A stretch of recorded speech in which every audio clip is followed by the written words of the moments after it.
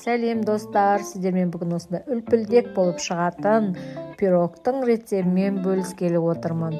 Бұл пирогты пісіру үшін бізге таразының қажеті жоқ.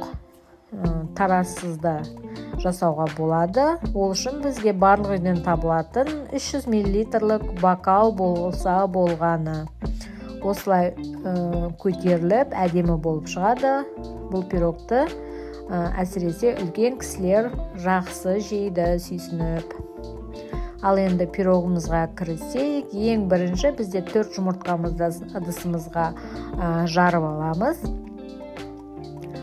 Видеоның басында айтып өткендей, 1 бокал қант қосамыз.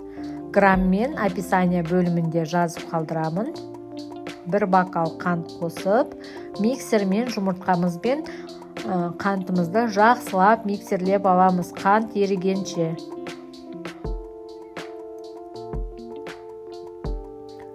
Жақсылап миксерлеп аламыз. Бұл рецептте ескере кететін жайт, жұмыртқамыз, құрамына тағы да қосылатын заттарымыз барлығы бір бөлме температурасында, бір температурада болуы шарт. Немесе пирогымыз көтерілмей қалады. Сұйық май қосамыз. Жаңағы бокалмен, 300 мл бокалмен жарты бокал және жарты бокал сүт. Тағы да бір жақсылап миксерлеп аламыз.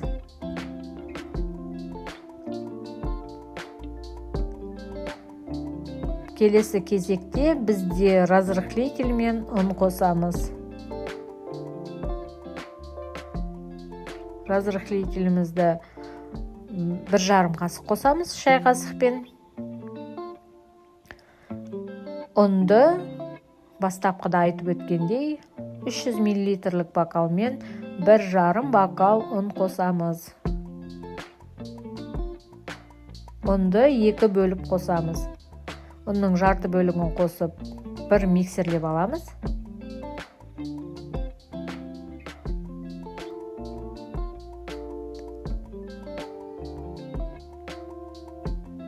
Екінші бөлігін қосамыз ұнымыздың. Тағы да бір жақсылап миксерлеп аламыз. Ұнымыз түйіршектеліп қалмау керек. Барлығын жақсылап миксерлеп алған соң, үйдегі бар кез келген формада пісіруге болады. Алдын ала духовкамызда 180 градуста қыздырып аламыз. Конвекция режимі болса, конвекция режимін қосамыз. Мен осындай 22 диаметрлі формада пісірдім. Сіздер кез келген формада пісіре берсеңіз болады. Тағы да бір айта кетерлік нәрсе, бұл пирогтың мөлшерін сіз көбейтіп не азайтып, өзіңіздің қалауыңыз бойынша жасай берсеңіз болады.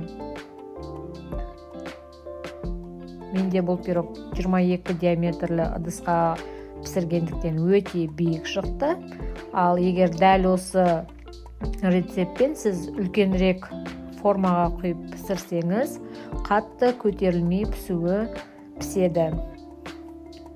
180 градуста конвекция режимінде алдын ала қыздырылған духовкада мен 30 минут пісіріп алдым.